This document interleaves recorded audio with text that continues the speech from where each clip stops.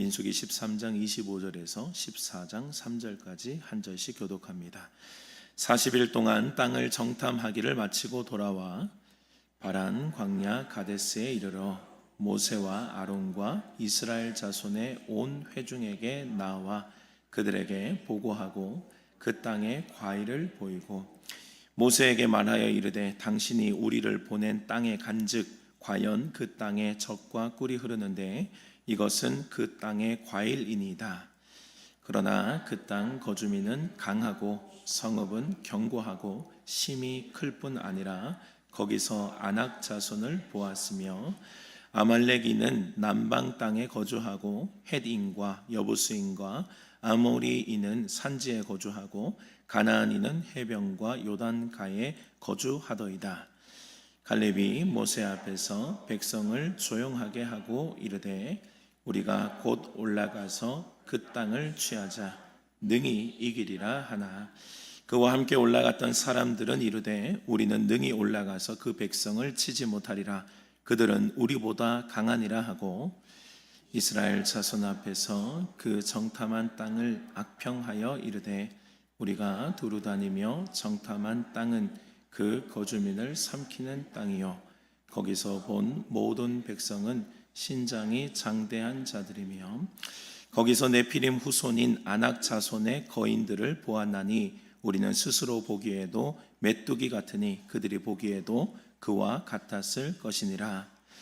온 회중이 소리를 높여 부르짖으며 백성이 밤새도록 통곡하였더라. 이스라엘 자손이 다 모세와 아론을 원망하며 온 회중이 그들에게 이르되 우리가 애굽 땅에서 죽었거나 이 광야에서 죽었으면 좋았을 것을 어찌하여 여호와가 우리를 그 땅으로 인도하여 칼에 쓰러지게 하려 하는가? 우리의 처자가 사로잡히리니 애굽으로 돌아가는 것이 낫지 아니하랴. 아멘. 이스라엘 백성들은 애굽의 노예살이에서 풀려나와 가지고 약 2년 동안을 광야 길을 헤매었습니다. 그게 훈련의 길이었거든요. 그런 다음에 꿈에 그리던 가나안 땅의 문턱인 바란 광야 가데스에 도착을 했습니다. 이제는 하나님을 의지해서 가나안 땅을 점령하면 거기 새로운 조국의 새날을 열어가는 그런 순간이거든요. 그런데 그 순간 백성들이 불신앙을 토해냈습니다. 믿음의 눈을 바로 지니지 못했기 때문이지요. 그래서 그들은 하나님께서 정하신 은총의 새날을 그만 놓치게 됐습니다. 그들이 애굽에서 올라올 때는 하나님만 바라보면서 확신과 소망에 용서슴 쳤습니다. 그러나 광야의 거친 시련과 아말렉의 공격을 겪었잖아요. 그런데도 잘 이겨냈지요. 그동안 꿈을 품고 가나안 땅을 쭉 바라보던 모세는 그것이 가까워졌으니까 백성들에게 힘찬 명령을 합니다. 신명기 1장 21절 보면 너희 조상의 하나님 여호와께서 너희에게 이르신 대로 올라가서 차지하라. 두려워하지 말라. 주저하지 말라. 하나님의 뜻이니까 올라가면 그 땅을 꼭 차지하게 된다는 선언입니다. 그런데 백성들이 확 몰려왔지요. 그래 백성들이 모세 앞에 서서 간청을 합니다. 우리가 사람을 우리보다 먼저 보내어서 우리를 위하여 그 땅을 정탐하고 어느 길로 올라가야 할 것과 어느 성읍으로 들어가야 할 것을 우리에게 알리게 하자고 그렇게 요청을 했습니다. 백성들이. 겉으로 보기에는 아주 그럴싸한 제안이지요. 그 땅을 잘 파악해서 바르게 대처해야 승전하리라고 하는 그런 주장 아니에요? 그런데 문제는 그 뒤에 마음이에요. 그 뒤에는 백성들의 믿음의 흔들림이 있었던 것입니다. 그들이 믿음의 눈으로 바로 쳐다보고 가지 못하고 서서히 믿음의 눈을 내려놓기 시작을 했거든요. 점점 세속과 육신에 매달려서 불신앙에 젖어들고 있었습니다. 그래서 백성들의 말을 듣고 모세가 당황스러워 했죠. 허락할 수 없는 거니까요. 그런데 하나님께서 모세에게 말씀하셨습니다. 나의 뜻은 다르지만 그토록 때를 쓰니 어쩔 수 없구나. 백성들의 요구를 들어주어라. 하나님께서 그렇게 말씀하셨어요. 그래서 모세가 정탐꾼을 허락했습니다.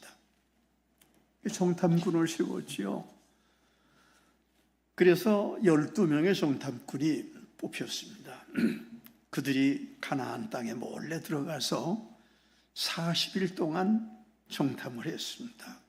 신광야에서부터 가나안 땅 북쪽의 르홉까지 다 올라가 봤죠. 그리고 동쪽으로 우회해서 헤브론과 에스골 골짜기를 지나가지고 이제 가데스로 돌아왔어요. 그들이 돌아오니까 많은 백성들이 쫙 모였거든요. 그런 백성들 앞에서 모세에게 보고를 합니다. 본문 27절이죠. 여러분 보세요. 27절. 당신이 우리를 보낸 땅에 간즉 과연 그 땅에 젖과 꿀이 흐르는데 이것은 그 땅의 과일이니이다. 두 사람이 어깨에 메고 왔거든요. 그 땅에서 크고 기름진 포도과일을 짊어지고 왔어요. 그것을 내려놓았습니다. 그 땅이 아주 젖과 꿀이 흐르는 기름지고 풍요로운 것인 것을 증거한 거죠. 아주 이렇게 잘 사는 땅이에요. 그런 말이죠. 그런데 그 다음이 문제예요. 그 다음에는 정탐꾼이 완전히 두 패로 갈라졌습니다. 먼저 10명이 한 패로 나가서 말합니다. 28절 보시면은 그러나 그 땅 거주민은 강하고 성읍은 견고하고 심이 클 뿐 아니라 거기서 안악 자손을 보았으며, 여기 그러나 그랬잖아요. 이 그러나라고는 말이 반의 접속사지요. 앞의 내용을 강하게 부정하는 말이에요. 그러나가. 그곳은 젖과 꿀이 흐르는 아주 좋은 곳이라고 했잖아요. 그런 곳이지만 그러나 그 땅의 주민은 강하고 성읍은 견고하고 힘이 크며 강한 거인족이 살고 있으니, 그래서 그 다음이 뭐예요? 말하는 내용이 뭐예요? 도저히 정복할 수 없다는 말입니다. 10명이 그런 보고를 한 거예요.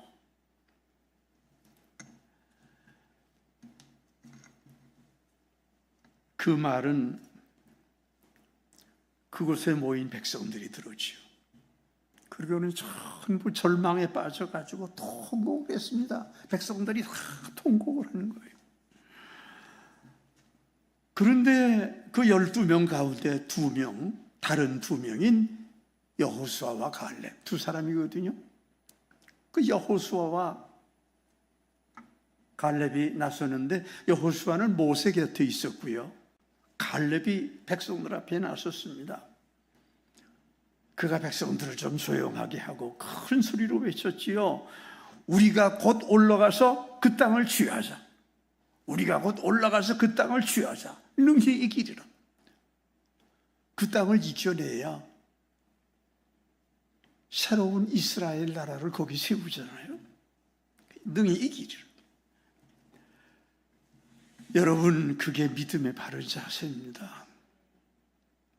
하나님께서 그 땅을 반드시 취해 주실 것이라고는 그런 뜻이거든요. 내 힘으로 어쩌고 한다는 게 아니라 하나님께서 우리를 도와서 이기게 하십니다. 그런 뜻이거든요.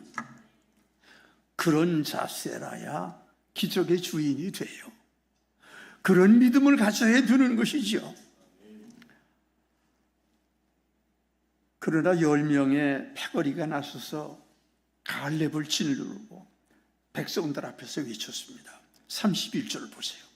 31절. 우리는 능히 올라가서 그 백성을 치지 못하리라. 그들은 우리보다 강하니라. 그들이 너무 강해서 우리가 도저히 점령할 수가 없다는 그런 뜻이에요. 두 패거리는 같은 상황을 다른 눈으로 본 거죠. 여러분, 어떤 다른 눈으로 봤을까요? 하나는 바른 믿음의 눈이고 하나는 불신앙의 눈이에요. 무엇으로 보느냐? 그게 문제거든요. 불신앙의 눈에는요, 대적이 크게 보입니다. 성읍은 견고해 보이고 주인은 강하게 보이고, 더욱이 거기 있는 그 거인족 앞에서는 자기네가 누구 같다고요? 메뚜기 같다고. 메뚜기처럼 작게 보인다는 그런 거예요. 여러분, 그런 눈 가지고는 성전의 주인이 될 수 없습니다. 아시겠어요? 그런 눈을 가지고는 성리자가 될 수 없어요. 두렵고 떨리는 심정의 주인이니까요. 그래서 그들은 기가 팍 죽어 있었거든요. 하나님께서 그런 자들을 가슴에 푹 안아주시겠어요? 안 되죠. 그들은 비열한 위선의 길을 가는 불신의 사람들이니까 하나님께서 그런 자들을 포기하시는 거예요. 그런 사람이 그들 10명에 가서 보고 온 자들이에요. 그래서 지도자 모세도 그들의 그런 주장을 받아들이지 않았습니다. 확 반대를 했는데,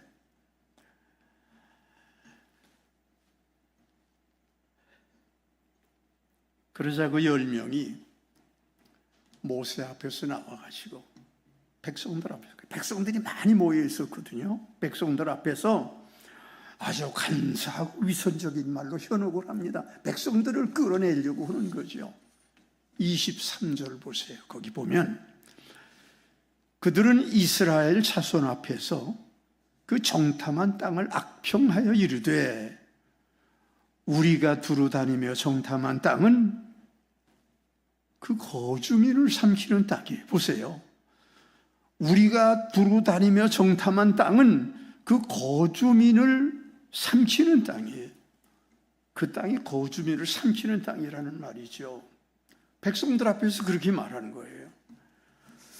그들은 조금 전 모세 앞에서는 그 땅에 젖과 꿀이 흐르는 아주 좋은 땅이라고 칭송을 했잖아요.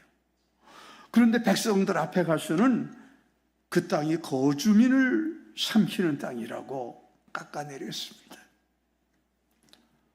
더욱이 그 아래 33절에서 보면요, 거기서 네피림 후손인 아낙 자손의 거인들을 보았나니 그랬잖아요. 그들이 거기서 네피림의 후손인 아낙 자손의 거인을 보았다고 했습니다. 네피림은 창세기 6장에 나오는 아주 난폭한 거인들입니다. 하나님의 아들이라고 불렀던 타락한 천사들이, 타락한 천사가 사람의 딸들을 붙잡고 그 사이에서 불법적으로 태어난 자들이지요. 그런 불법적인 자들이에요. 그들이 폭력과 악행을 일삼던 노아 홍수 무렵에 주된 존재였거든요. 그런 네피림이 아낙자손의 조상이라고 했습니다. 아낙자손이 강한 거인들인 것을 강조해서 한 말이죠. 그래서 그들은 아낙자손들 앞에서 스스로 보기에도 메뚜기 같고 그들이 보기에도 그렇게 보일 것이라고 했습니다. 여러분, 메뚜기 같다는 말은 그들 앞에서 아주 작고 무너질 수밖에 없는 존재라는 그런 뜻입니다. 10명의 정탐꾼이 그런 말을 했습니다. 백성들의 마음을 움켜쥐려고 한 짓이지요. 그들은 그렇게 구제불능의 짓을 했습니다. 백성들 앞에서요.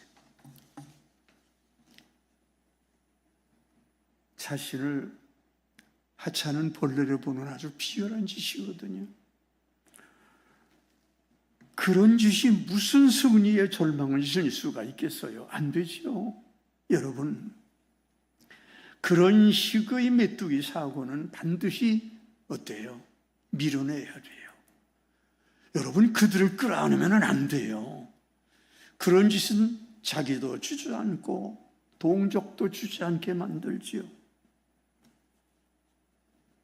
그런데 불신앙의 눈으로는 그렇게 볼 때가 많습니다. 그게 문제지요. 적은 크게 보이고 자신은 작게 보입니다. 세속은 커 보이고 믿음의 길은 작게 보이지요. 그런 눈의 결과는 덜 비참해지는 것입니다. 그런데 백성들이 그 말을 듣고 그 10명의 말을 듣고는 밤새도록 백성들이 통곡을 했어요. 그러다가 나중에는 지도자 모세와 아론을 원망하며 울부짖었습니다. 그게 14장 2절 3절입니다. 거기 보세요. 우리가 애굽 땅에서 죽었거나 이 광야에서 죽었으면 좋았을 것을 어찌하여 여호와가 우리를 그 땅으로 인도하여 칼에 쓰러지게 하려 하는가? 우리 처자가 사로잡히리니 애굽으로 돌아가는 것이 낫지 아니하랴. 세상에, 여러분, 애굽으로 돌아가는 게 낫지 않겠느냐고 했잖아요. 여러분, 이스라엘 백성들에게 애굽이 어디입니까? 400년 동안 노예로 짐승 취급을 받던 곳이 그곳입니다. 거기서는 나중에는 아들을 낳으면 어떻게 했어요? 아들은 강에 던져버려야 했잖아요. 참 참혹한 고난의 땅이지요. 그런데 다시 그곳으로 돌아가서 다시 노예 생활을 하고 아들을 강물에 던지고 목숨을 구걸하고 살자는 그런 뜻입니까? 선민의 자녀된 것을 저버리고 다시 노예로 살자는 것일까요? 말도 안 되는 소리지요. 그런데 믿음을 내려놓은 사람은 그런 충동질 속에 빠질 때가 있는 거예요. 그게 문제지요. 믿음의 길을 가다 믿음을 포기하고 앉은 사람은 그 꼴이 되는 거예요. 그게 미혹의 영이 하는 짓입니다. 불신앙의 눈은 그런 상황에 빠지는 경우가 많지요.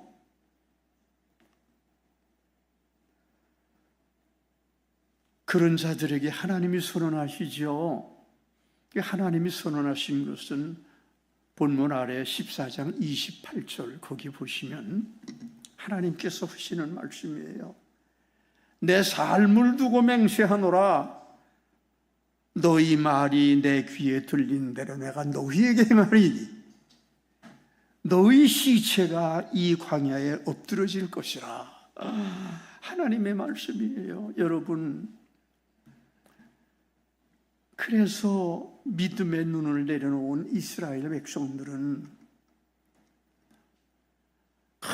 꿈에 그리던 가나안 땅, 그 가나안 땅을 정복하고 다시 이스라엘 나라를 세우는 거 아니에요? 그런데 그 땅을 포기하고 그들은 어떻게 됐어요? 다시 광야로 돌아가게 됐지요.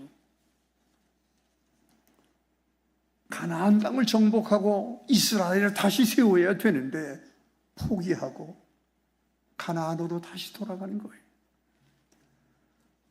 그리고 그들은 그 광야에서 40년 동안 그래서 헤매고 거기 있다가 다들 거기서 죽었지요. 모두 광야에 묻혔습니다.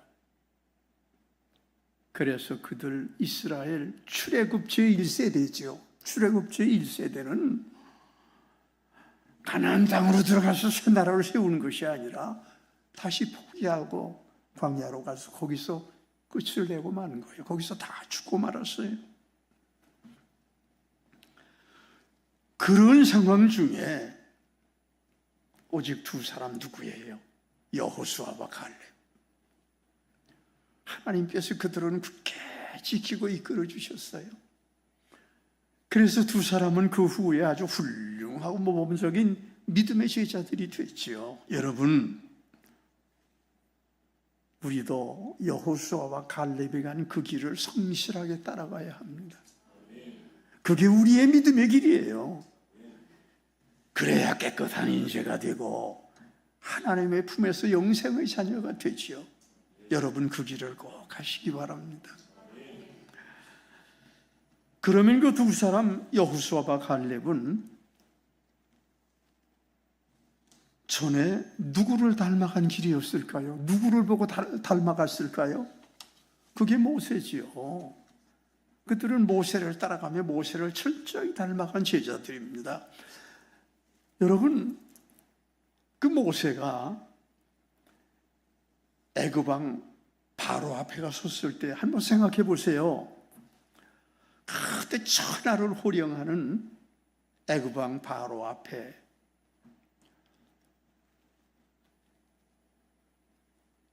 그때 그는 사덱에서 그 사덱의 양을 지켰잖아요. 그 광야에 가서 그 양을 지키고 살던 양치기를 하던 모세는 그 위대한 바로 왕 앞에서 자신이 얼마나 초라했겠어요. 그렇죠? 자신이 참 초라하게 보였을 거예요. 그런데 믿음의 용사는 그렇지 않았습니다. 믿음의 용사인 모세는 전혀 그 자리에서도 기가 죽지 않았죠. 하나님만 꽉 붙잡고 있으니까. 그게 믿음의 길이에요. 하나님만 의지해서 눈을 부릅뜨고 당당하게 맞서는 겁니다. 그런 모세의 태도에 오히려 바로가 놀림을 받았잖아요. 바로 왕이 그런 모세 앞에서 오히려 놀림을 받은 거예요. 그리고 신하들은 모두 모세를 보면서 두려워했습니다. 그런 분위기였거든요. 성경에서는 그들 앞에서 모세가 오히려 크게 보였다고 했죠. 성경에서. 그래서 그런 모세는 바로를 누르고 노예로 살던 이스라엘 백성들을 애굽에서 끌어냈습니다. 그게 모세가 한 길이죠. 얼마나 귀한 일이에요. 여호수아는 그런 모세를 계속 보고 닮아오는 거죠. 그런 모세의 길을 성실하게 따라갔습니다. 그래서 여호수아는 그 후에 모세를 이어서 이스라엘의 지도자가 됐잖아요. 이스라엘의 아주 귀한 지도자가 됐지요. 그래서 하나님은 그 여호수아에게 말씀하셨습니다. 여호수아 1장 5절 6절 보시면요, 하나님께서 하시는 말씀이에요. 내 평생에 너를 능히 대적할 자가 없으리니 내가 모세와 함께 있었던 것 같이 너와 함께 있을 것이니라. 내가 너를 떠나지 아니하며 버리지 아니하리니 강하고 담대하라.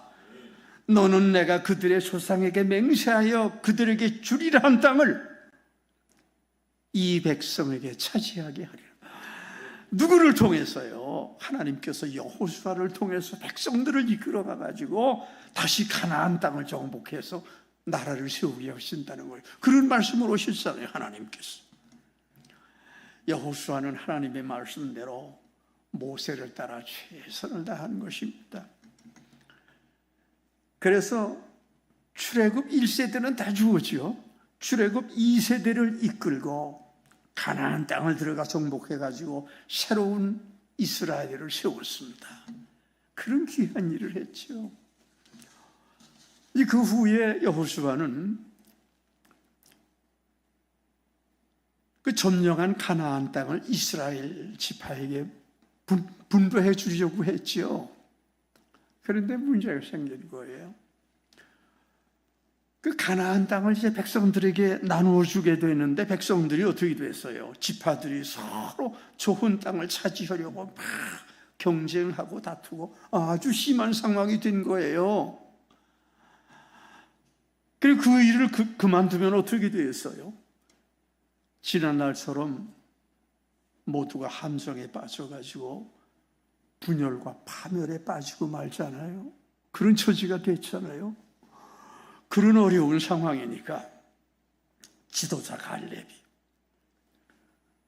그 지파들을 바로 앉히기 위해서 아주 놀라운 요청을 합니다.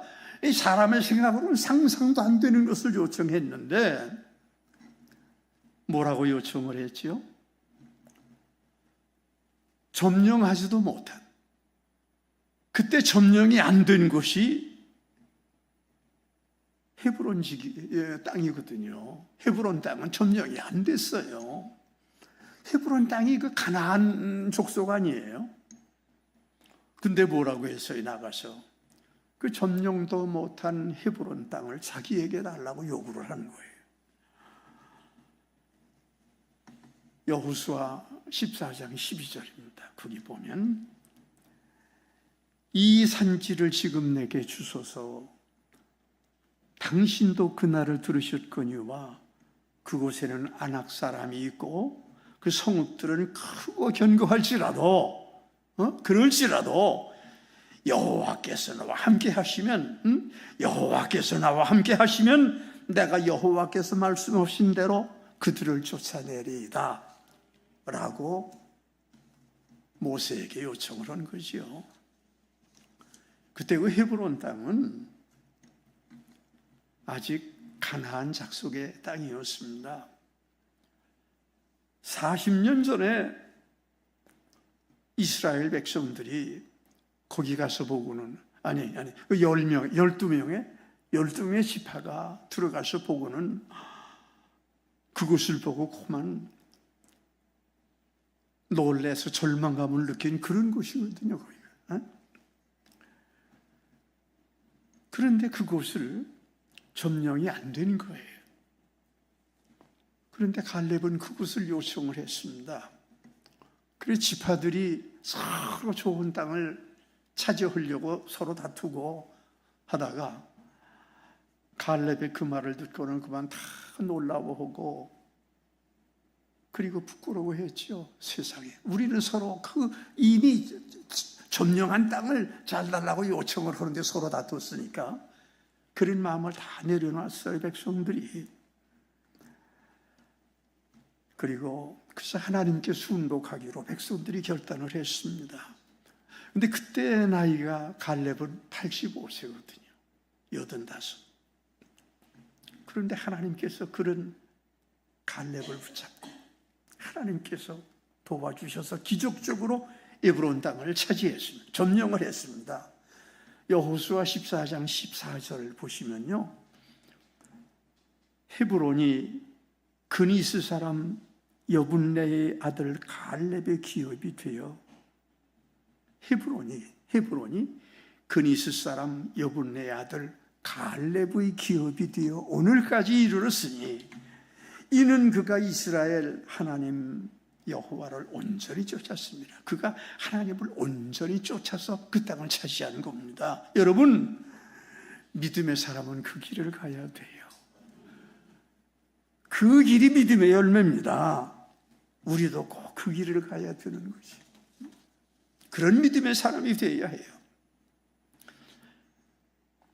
믿음의 사람이 그런 놀라운 승리를 가져온 한 사례가 그 소년 다윗의 일이죠. 거기 보면 그때 블레셋의 백전노장인 골리앗이 병사들을 이끌고 이스라엘을 공격해 왔습니다. 사울 왕 때거든요. 그때 구척 장신인 한 3m나 가까이 되는 그런 구척 장신인 거인 골리앗이 딱 앞에 나서니까 이스라엘 병사들이 그거 보고 그만 뒤로 빠지면서 메뚜기 의식에 잠겨가지고 벌벌 떨었어요. 이스라엘 병사들이. 그런 분위기니까 어린 소년이에요. 어린 소년 다윗이 자기가 그 골리앗을 물리치겠다고 나섰습니다. 그러니까 사울 왕이 어떤 어린 소년이 가서 그게 되겠어요? 이 사울 왕이 다윗을 불러가지고 말했습니다. 내가 블레셋 용사와 싸울 수는 없으리니 너는 소년이고, 그렇잖아요? 너는 소년이고 그는 어려서부터 큰 용사임이니라. 그랬더니 다윗이 대답을 했지요.